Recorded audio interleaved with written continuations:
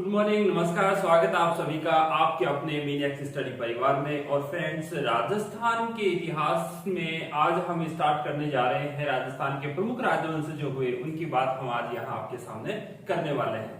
तो फ्रेंड्स, राजस्थान के राजवंशों में बहुत सारे राजवंश हुए। उसमें सबसे पहले और सबसे प्राचीन जो राजवंश है और जीवित राजवंश की जो बात करी जाए तो अपने राजस्थान में मेवाड़ वाला जो जीवित राजवंश है जिसका कालक्रम काफी लंबा चला है, आज हम उसकी बात यहाँ करने वाले हैं। तो प्लीज पहले तो आप चैनल को सब्सक्राइब करें और अपने फ्रेंड्स के साथ इसे शेयर करें। तो फ्रेंड्स, बिना टाइम गंवाए अपना स्टार्ट करते हैं। राजस्थान का ये जो गुहिल राजवंश है उसकी बात हम यहाँ करते हैं। तो सबसे प्राचीन राजवंश है गुहिल और एक मेवाड़। सबसे पहले यही लेते हैं कि ये है क्या मेवाड़, कैसे आया ये शब्द और कहां से इतिहास में इसने जगह बना ली। तो मेवाड़ है तो प्राचीन काल में यहां पर एक मेद जाति रहा करती थी, मेव जाति रहा करती थी। तो मेव या मेद जाति के नाम पर जहां इसका जो बाहुल्य था तो वहां पर इस प्रजाति के कारण इसका नाम पड़ा मेदपाट। एक तो ये हो गया, मेदपाट नाम पड़ा। दूसरा है कि यहां पर जब शिलालेख मिले या कुछ लेख ऐसे मिले जिसमें यह सिद्ध हुआ कि यहां की कोई राजकुमारी जो है यानी कि मेवाड़ की राजकुमारी एमपी में है, तो एमपी में किसी शिलालेख में वो ये बात कहती है कि मैं प्रागवाट प्रदेश की राजकुमारी हूं, तो पता चलता है कि हाँ, मेवाड़ को प्रागवाट भी कहा जाता होगा। तो उस शिलालेख के आधार पर इसका एक नाम और हमें मिलता है प्रागवाट, कि उसने कहा कि मैं प्रागवाट की राजकुमारी हूं, तो एक नाम और मिल गया इसका प्रागवाट। फिर थोड़ा सा नेक्स्ट और चलते हैं अपन। प्रागवाट के बाद में यहां पर एक बहुत सा पहले यानी कि महाभारत काल के आसपास, तो यहां पर क्या हुआ कि एक प्रजाति जो थी वो है सीवी, यानी कि सिंध प्रांत से उठ के ये आई थी और इस प्रदेश में आके ये बस गई। तो प्रारंभ में क्या है कि जहां इसका बाहुल्य हो जाता था तो वहां पर एक जनपद बस जाता था, तो यहां पर एक और नाम मिल गया सीवी जनपद।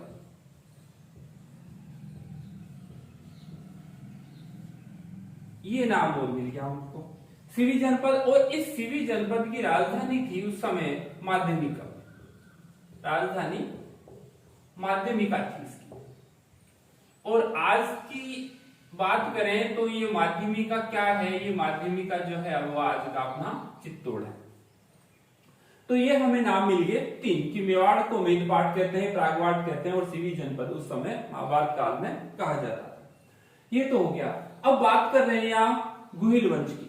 तो एट प्रेजेंट में मेवाड़ में ये भी देख लेते हैं कि मेवाड़ में कौन कौन से जिले जो है वो मुख्यतया आते हैं। तो सबसे पहले प्रमुखतया यहां पर हम उदयपुर को लेते हैं। उदयपुर प्रमुखतया ये जिला आता है। उदयपुर के बाद में राजसमंद,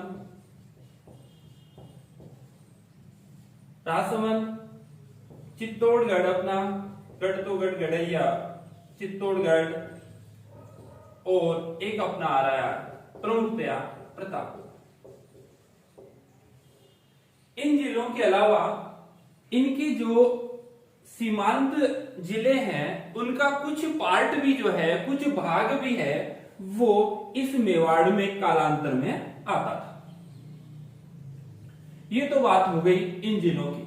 अब मेवाड़ के गुहिल वंश के इतिहास पर हम नजर डालते हैं, दृष्टिपात करते हैं और देखते हैं कि ये गुहिल वंश आया कहां से था। तो गुहिल वंश की बात अब हम यहां कर रहे हैं कि ये गुहिल वंश आया कैसे।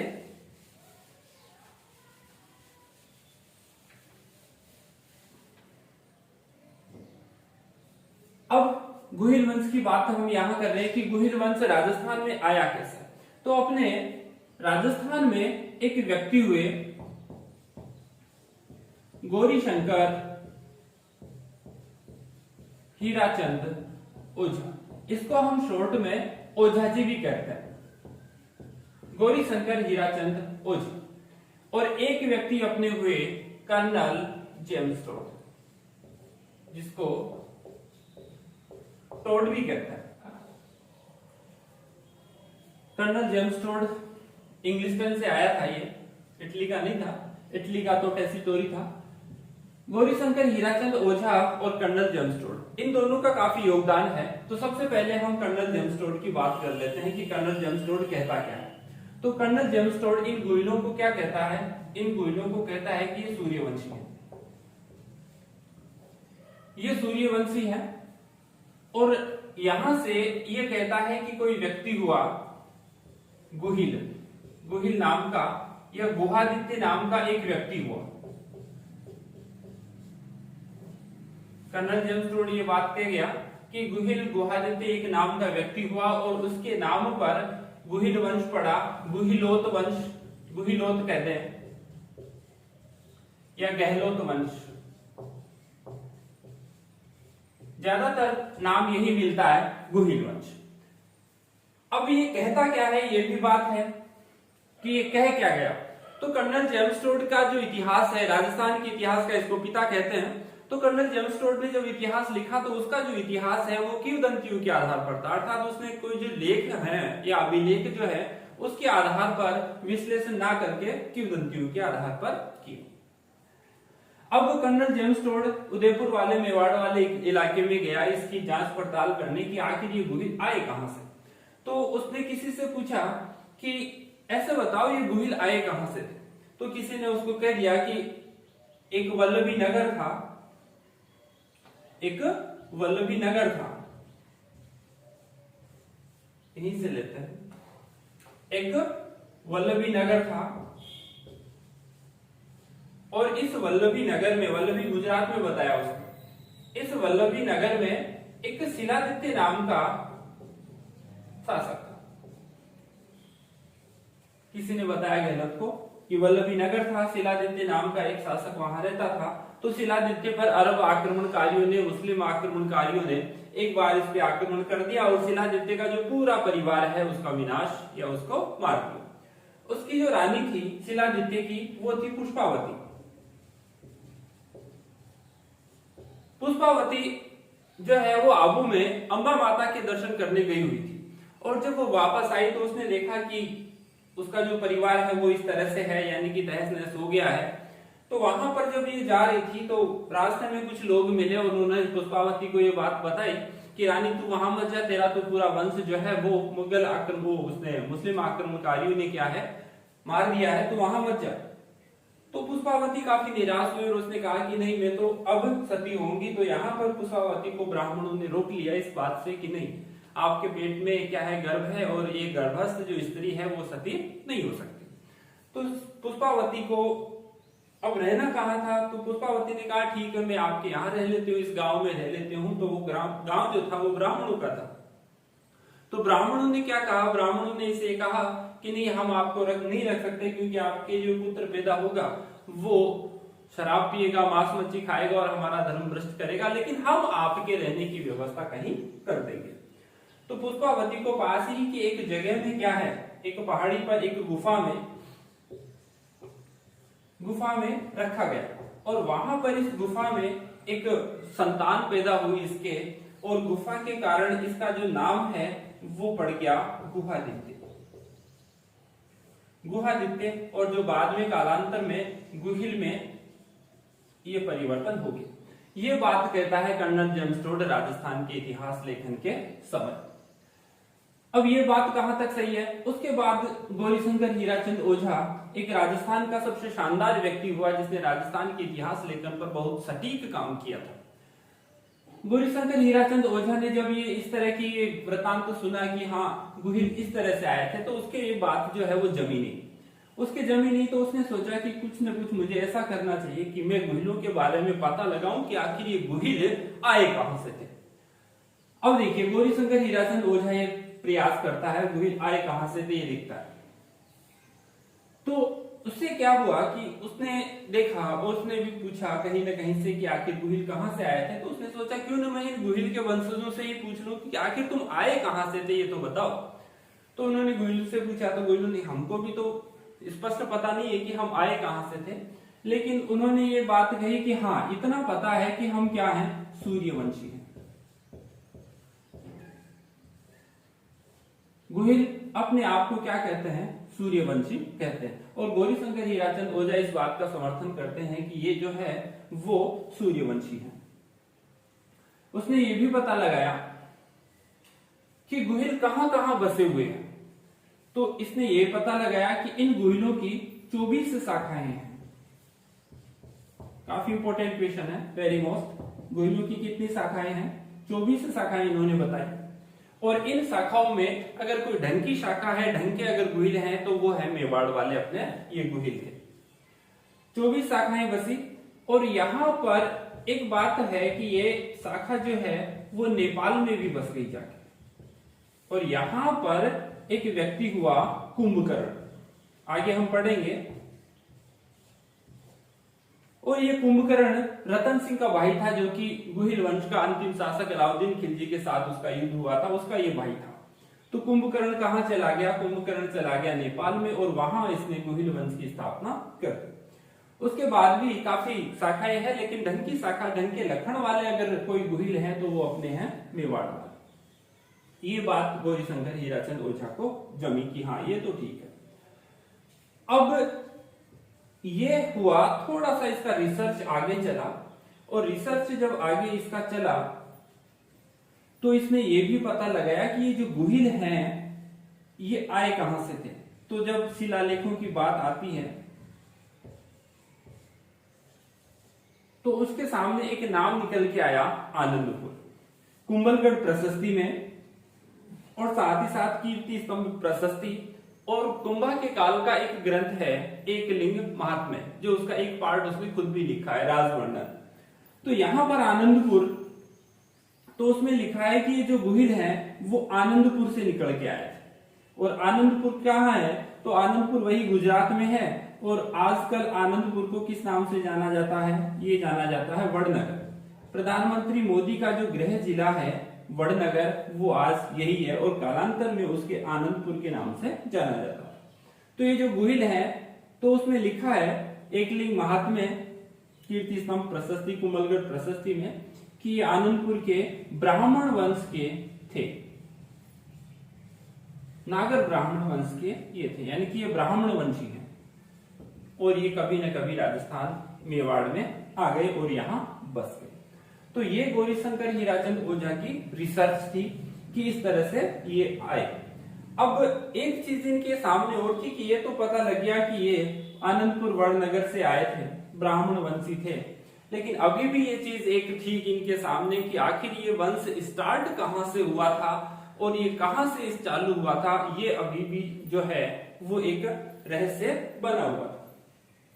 तो इसकी भी बात हम आगे करते हैं कि गौरीशंकर हीराचंद ओझा ने ये कैसे पता लगाया, कैसे इतिहास लेखन का जो काम है। गौरीशंकर हीराचंद ओझा, गौरीशंकर, शंकर जी मान लें, गौरीशंकर, और इसके शॉर्ट में हम इसको ओझा जी कह लेते हैं। काफी शानदार व्यक्ति हुआ और राजस्थान के इतिहास लेखन पर इसने सबसे अच्छा काम भी नहीं किया। रोहिड़ा गांव सिरोही में जन्म हुआ था इसका। चलो आगे चलते हैं, क्या किया था इसने, देखते हैं।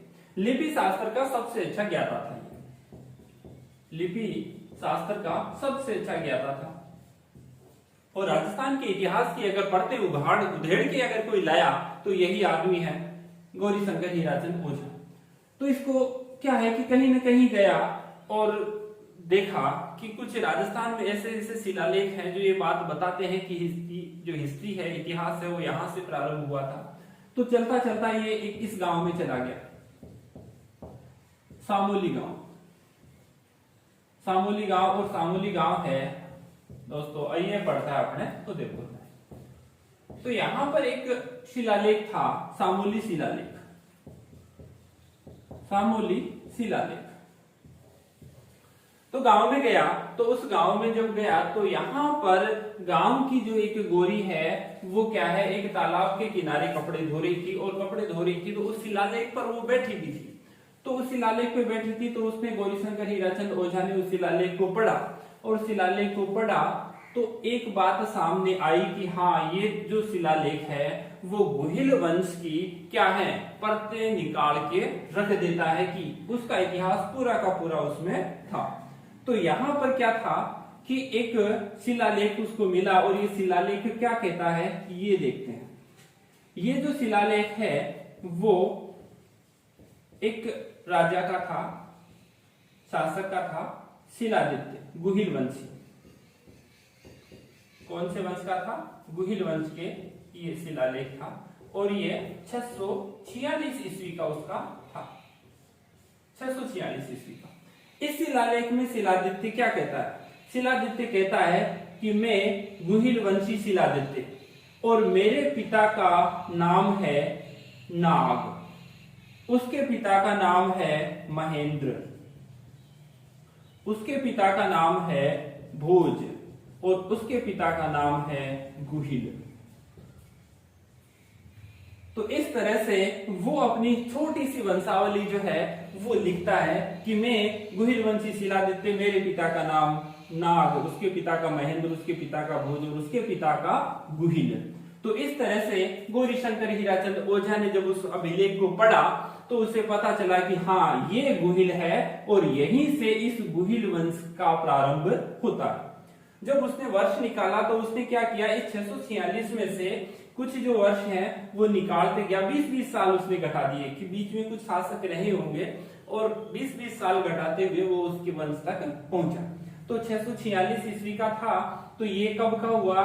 तो ये हुआ 626 ईस्वी का हुआ, यानी कि ये शासक 626 ईस्वी के आसपास रहा होगा, ये 606 के आसपास रहा होगा, ये 586 के आसपास रहा होगा और ये 566 ईस्वी के आसपास रहा होगा। बस, तो हमें एक मोटे तौर पे पता चलता है कि गुहिल वंश की स्टार्टिंग कहां से हो गई। गुहिल वंश की स्टार्टिंग होती है 566 ईस्वी से प्रारंभ होता है और ये बात कौन कहता है? ये कहता है सामोली शिलालेख और ये उदयपुर में है। तो शिलालेख की बात मैं क्यों कर रहा हूं कि यहाँ आरपीएससी या जो भी परीक्षाएं हैं उसमें अपना लगातार पैटर्न बदल रहा है और लगातार जो पैटर्न बदलता है तो वो शिलालेख के आधार पर भी प्रश्न पूछ रहा है। अभी हाल ही में एग्जाम हुई थी मार्च में आरपीएससी के द्वारा, तो उसने शिलालेख पूछा था कि रसिया की छतरी का शिलालेख कहाँ है, तो उसका जो संबंध है वो इसी से है, यानी कि गुहिल वंश से, जिसकी बात अपना आगे यहाँ करने वाले हैं। ठीक है, तो ये हो गया सामोली शिलालेख। तो प्रश्न वेरी मोस्ट है यहाँ ये वाला और ये वाला। गुहिल वंश की स्टार्टिंग कब से होती है? 566 ईस्वी से और सामोली शिलालेख कहाँ है? उदयपुर में। और गुहिल वंश के इतिहास या कालक्रम को कौन सा शिलालेख बताता है? सामोली शिलालेख बताता है। और ये काम, इस पे काम किसने किया? गौरीशंकर हीराचंद ओझा ने किया। गौरीशंकर हीराचंद ओझा का एक थोड़ा सा मैं आपको और बता दूं कि यहाँ पर इसने जो इतिहास में, हिस्ट्री में जो काम किया है, जितना अच्छा यहाँ हिस्ट्री में इसने काम किया है, उसी तरह से अंग्रेजी साहित्य में, इंग्लिश हिस्ट्री में वही काम जो है वो एक व्यक्ति ने किया और उसका नाम है गिब्बन। गिब्बन। इसीलिए गौरीशंकर हीराचंद ओझा को क्या कहा जाता है? गौरीशंकर हीराचंद ओझा को राजस्थान का गिब्बन कहा जाता है। राजस्थान का गिब्बन कहा जाता है। क्यों? क्योंकि अंग्रेजी साहित्य में जो स्थान गिब्बन का है वही राजस्थान में उसका स्थान गिब्बन जैसा ही है। तो राजस्थान का गिब्बन किसे कहा जाता है? गौरीशंकर हीराचंद ओझा को कहा जाता है। अब हम गुहिल वंश का वर्णन आगे पढ़ते हैं। अब नेक्स्ट विषय में एक अबुल फजल है, उसकी बात भी यहां मैं आपके सामने कर लेता हूं। अबुल फजल ये कौन था? ये अकबर के काल का है और अकबर के काल का ये अबुल फजल है तो अपने ये ग्रंथ में लिखता है कि ये जो गुहिल है वो ईरान के बादशाह, ईरान का एक शासक हुआ और उसका नाम है नौशेरवां आदिल। इसके वंशज बताया इसने, नौशेरवां आदिल। अबुल फजल कह गया कि ये जो गुहिल है, ये गुहिल तो क्या है? ईरान का एक बादशाह हुआ नौशेरवां आदिल और नौशेरवां आदिल के वंशज है। बस, लेकिन इसका ये जो तर्क है वो कब खारिज हो गया? जब गौरीशंकर हीराचंद ओझा को जब सामोली वाला शिलालेख मिला तो इस प्रकार के उसके जो सारे तर्क हैं वो खारिज हो गए। अब यहां पर राजस्थान में या गुहिल में जो अगला जो ढंगा शासक आता है जिसकी बात है, और वो आता है अपने बप्पा रावल। 734 के आसपास बप्पा रावल का शासन रहा। तो यहां पर ये जो गोहिल वंश है इतना समृद्ध नहीं था, बप्पा रावल तक तो इतना समृद्ध नहीं था। और उससे पहले के जो शासक हैं वो क्या है, प्रतिहारों के सामंत थे, गुर्जर प्रतिहार, जो शॉर्ट में इसको अपन प्रतिहार भी कह सकते हैं। प्रतिहारों के सामंत थे, प्रतिहार के सामंत के रूप में ये काम करते थे। प्रतिहार आपको पता है कि अपने राजस्थान में जो अग्निवंशी हैं वो 4 जातियां जिसने बताई थी, और वो 4 जातियां जो अग्निवंश से उत्पन्न जिसकी बात करते हैं वो एक प्रतिहार भी आता है। पृथ्वीराज रासो में चंद्रबरदाई है, इसकी थोड़ी बातें हम यहां कर लेते हैं। राजपूतों की उत्पत्ति के समय में चंद्रबरदाई जिसने पृथ्वीराज रासो ग्रंथ लिखा था, तो ये चंद्रबरदाई इन उत्पत्ति के बारे में बताता है कि वशिष्ठ नाम का एक कोई ऋषि हुआ करता था, आबू पर्वत पे। तो वहां पर कुछ दैत्यों ने अशांति कर रखी थी, तो यहाँ पे उनका अंत करने के लिए वशिष्ठ ने आबू पर्वत पर यज्ञ किया, और यज्ञ करने के बाद में उस यज्ञ से उनसे लड़ने के लिए उसने 4 जातियां हैं, 4 जो है पुरुष वो पैदा किए। पहला प्रतिहार, यह प्रश्न काफी बार परीक्षा में पूछ लिया गया है, प्रतिहार। दूसरा परमार, तीसरा चालुक्य या सोलंकी भी इसको कहते हैं, और चौथा जो पुरुष बना वो है चौहान। तो इस तरह से चंद्रबरदाई ये कहता है कि 4 जातियां हैं वो अग्निवंशी हैं, यानी कि अग्निकुंड से पैदा होना उसने बताया है। सबसे बाद में ये भी प्रश्न पूछ लिया गया है कि सबसे बाद में सबसे अंत में कौन आया, सबसे अंत में है चौहान। सबसे अंत में कौन है, चौहान। तो ये चंद्रबरदाई का है, अग्निकुंड से उत्पत्ति की बात ये करता है। हालांकि आधुनिक वैज्ञानिक युग में इस तथ्य को हम स्वीकार नहीं कर सकते। तो प्रतिहारों के ये सामंत थे, कौन, ये रावल। तो यहां पर ये जो बप्पा रावल है इस जगह पे एक ऋषि रहता था और उसका नाम था हारित ऋषि। हारित ऋषि, अब हारित ऋषि के यहाँ बप्पा रावल क्या है, इसकी गायों की देखभाल जो है वो बप्पा रावल किया करता था, चारा पानी इत्यादि की व्यवस्था किया करता था, क्योंकि ये प्रतिहारों का क्या था, प्रतिहारों का ये सामंत था। इसकी स्थिति इतनी अच्छी नहीं थी। जब बप्पा रावल इसकी सेवा शुश्रूषा करता था हारित ऋषि की, तो हारित ऋषि का जब देवलोक गमन हुआ तो बप्पा रावल ने कहा कि आप मुझे कुछ देके जाना चाहते हैं तो मुझे दे सकते हैं, क्योंकि मैंने आपकी काफी सेवा की है। तो हारित ऋषि ने आशीर्वाद दिया कि ऐसा कर, अपने पास यहाँ, तो ये स्थान क्या था, तो ये स्थान था नागदा, जहां ये रहते थे, ये नागदा। और यहां पर एक बड़ा प्रदेश था जिसका नाम था चित्तौड़। तो यहां पर मानमोरी नाम का एक शासक था, और यहां पर हारित ऋषि ने कहा कि ऐसा है कि एक दिन बप्पा तू क्या है, इस चित्तौड़ का शासक बनेगा। तो बप्पा रावल ने सोचा कि मैं छोटा मोटा सामंत, मुझे इस चित्तौड़ का शासक कौन बना देगा। लेकिन फिर भी उसे क्या है, अपने गुरु की बात पे, हारित ऋषि की बात पे थोड़ा विश्वास था कि चलो ठीक है, कोई बात नहीं। तो उसने नहीं सोचा कि मैं इतने बड़े साम्राज्य का मैं कभी स्वामी बन पाऊंगा। तो बात थोड़ी आई गई हो गई। तो यहां से फिर देखिए, इधर सिंध पड़ता है, और इस सिंध पर अरबी आक्रमण होने लग गए, यानी कि मुस्लिम आक्रमण इधर होने लग गए थे, तुर्क आक्रमण यहां होने लग गए थे। 712 ईस्वी के आसपास स्टार्टिंग हो गया था।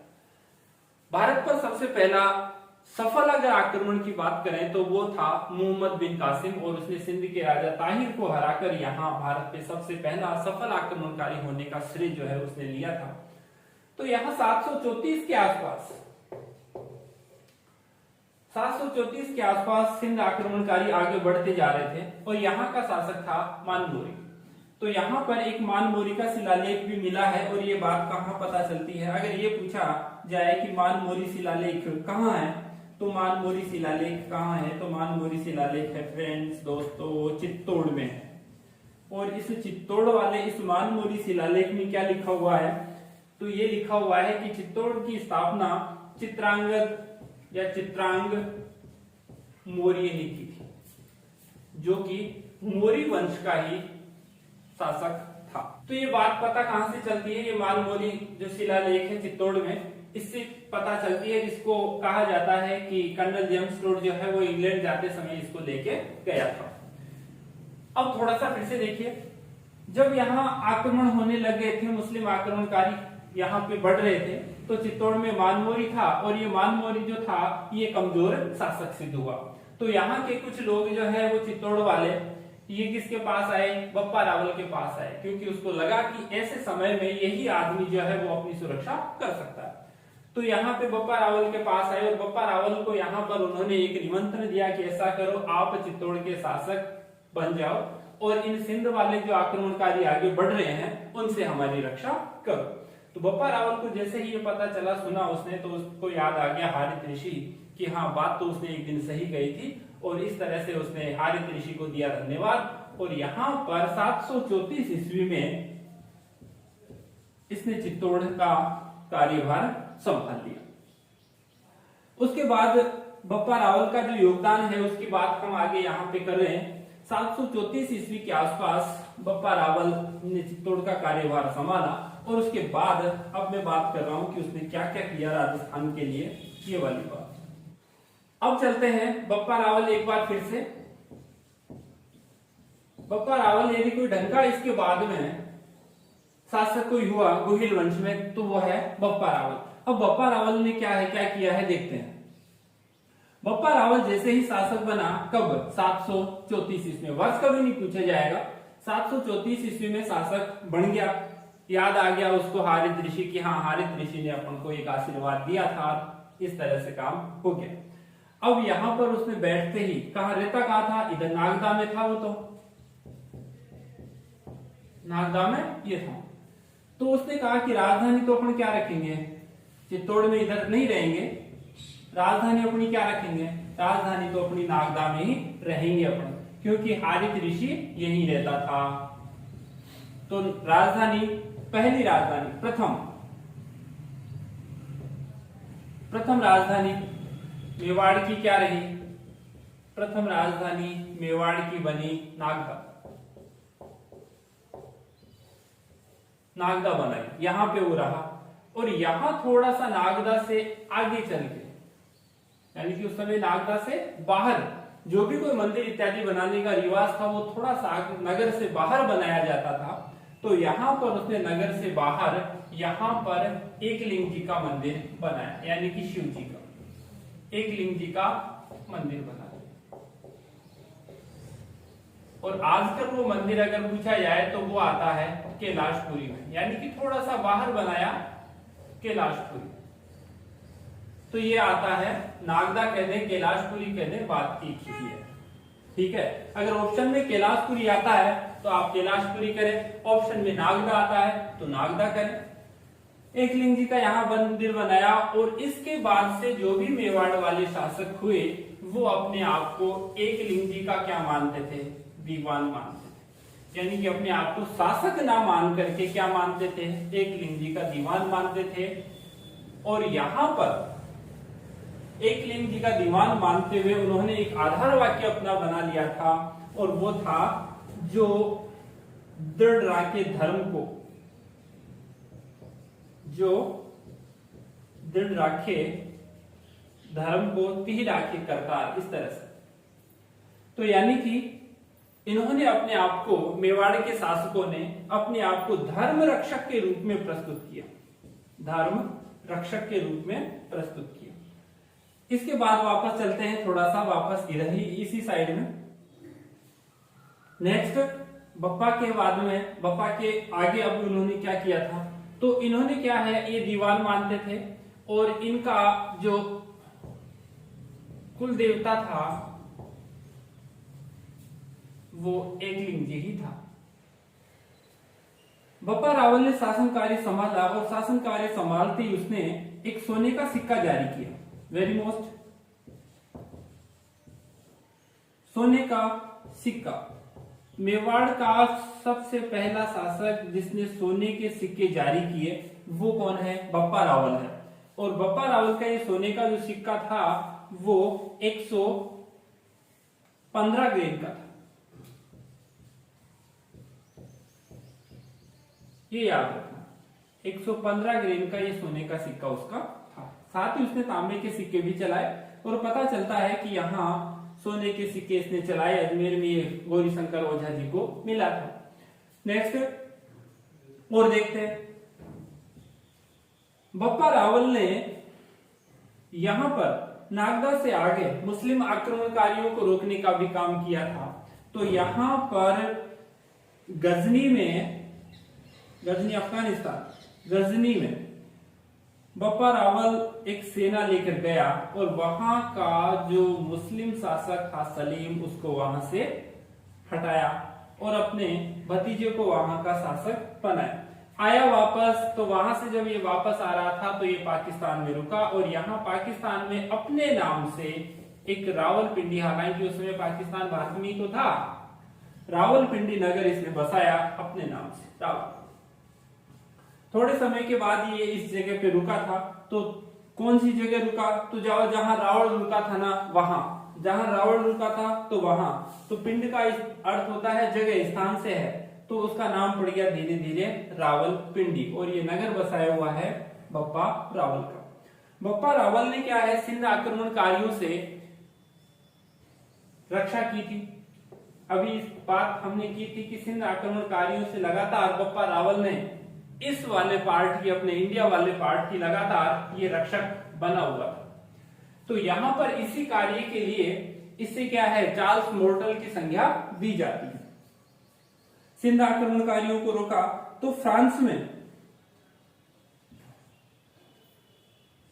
में यही काम एक कमांडर ने किया, सैन्य कमांडर,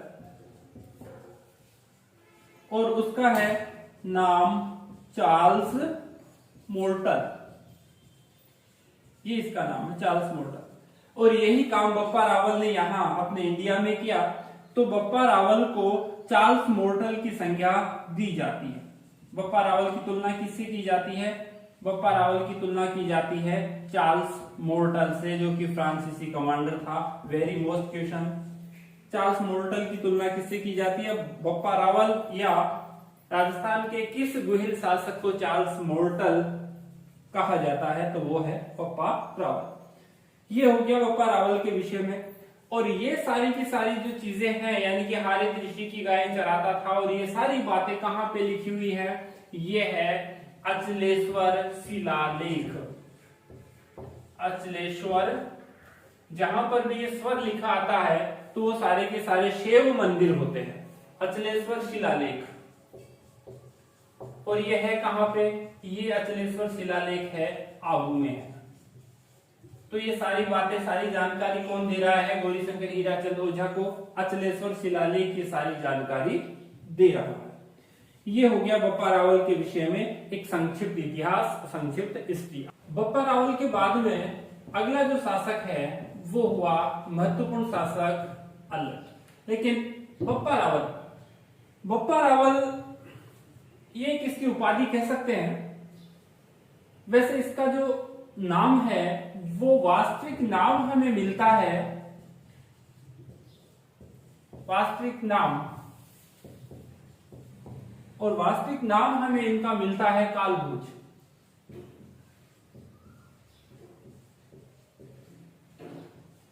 कालभोज।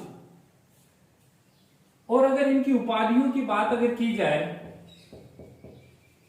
उपाधियां इनकी क्या थी?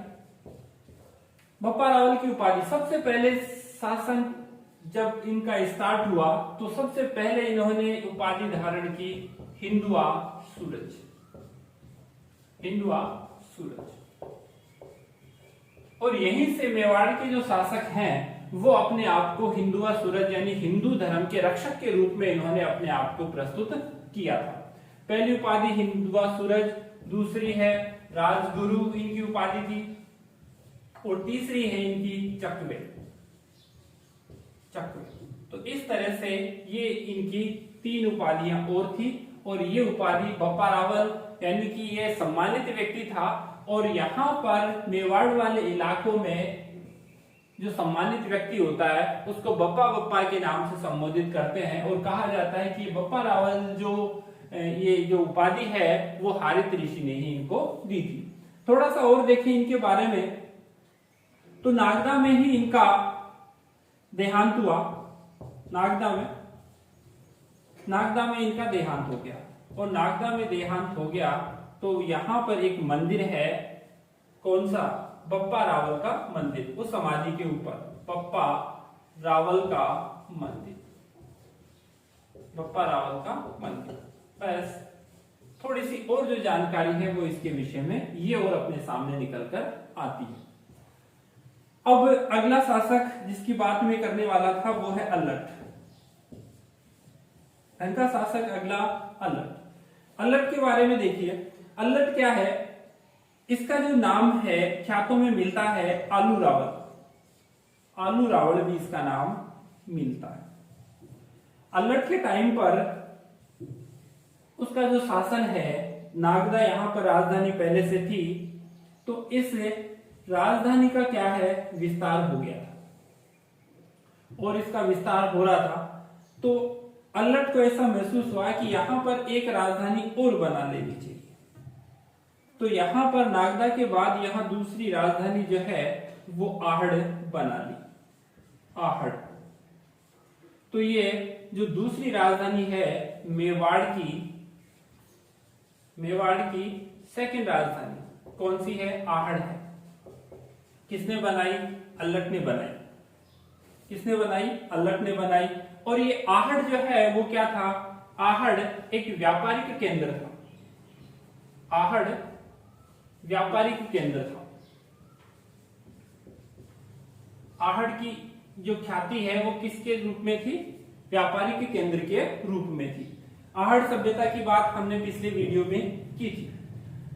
अब यहां पे अल्लट आलू रावल मेवाड़ की सेकंड राजधानी बना दी। और सबसे प्रसिद्ध वेरी मोस्ट इसका जो योगदान है, अल्लट ने मेवाड़ में नौकरशाही का गठन किया था। मेवाड़ में नौकरशाही का गठन, नौकरशाही का गठन। नौकरशाही का गठन मतलब यह है कि इसने इस बड़े साम्राज्य में, यानी इसका साम्राज्य बढ़ता जा रहा था तो सारा जो काम है वो अकेला नहीं कर सकता था, तो इसने सत्ता का विकेंद्रीकरण किया एक तरह से। तो यहाँ पर अलग अलग डिपार्टमेंट बनाए, अलग अलग प्रकार के मंत्री उसने बनाए। और यहाँ पर अलग प्रकार के मंत्री और मंत्री का पद, और मंत्री का पद के साथ उसका नाम, ये एक शिलालेख से हमें पता चलता है। और वो शिलालेख है सारणेश्वर शिलालेख, वेरी मोस्ट सारणेश्वर शिलालेख। ये सारणेश्वर शिलालेख किसका है?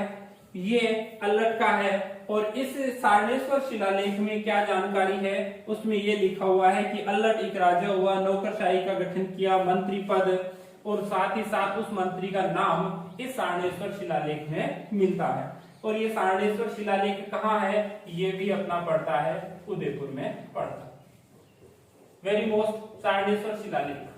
अल्लट की नौकरशाही का गठन, ये जानकारी कौन सा शिलालेख देता है? ये देता है सारणेश्वर शिलालेख। अब यहाँ पे थोड़ा सा अल्लट के बारे में और जानकारी। अल्लट ने हुन राजकुमारी हरिया देवी से विवाह किया था। हुन यानी कि जिस तरह से गुहिल है उसी तरह से हुन भी एक ये लड़ाकू जाति थी और ये भी शिव भक्त थी। हुन राजकुमारी और यह है हरिया देवी। हरिया देवी से विवाह किया था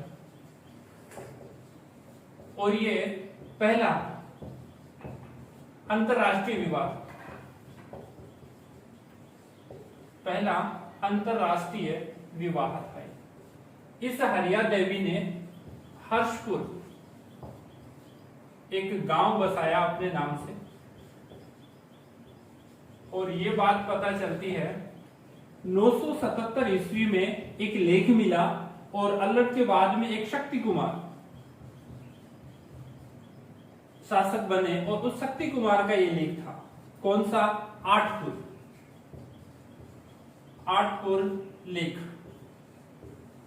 और इससे पता चलती है कि उसने हरिया देवी से विवाह किया था। ये आठपुर शिलालेख ही अपने काम का है और हरिया देवी ही अपने काम का है। और इस तरह से यहाँ अल्लट तक अपना ये जो आज का पार्ट है वो यही कंप्लीट होता है। नेक्स्ट जो पार्ट है वो आपके सामने शीघ्र लाया जाएगा, अपलोड किया जाएगा। तो फ्रेंड्स आप बने रहिए मीनैक्स स्टडी के साथ और आप देखते रहिए, सपोर्ट करते रहे और अपने फ्रेंड्स के साथ इसे शेयर करते रहे। Thank you, keep watching मीनैक्स।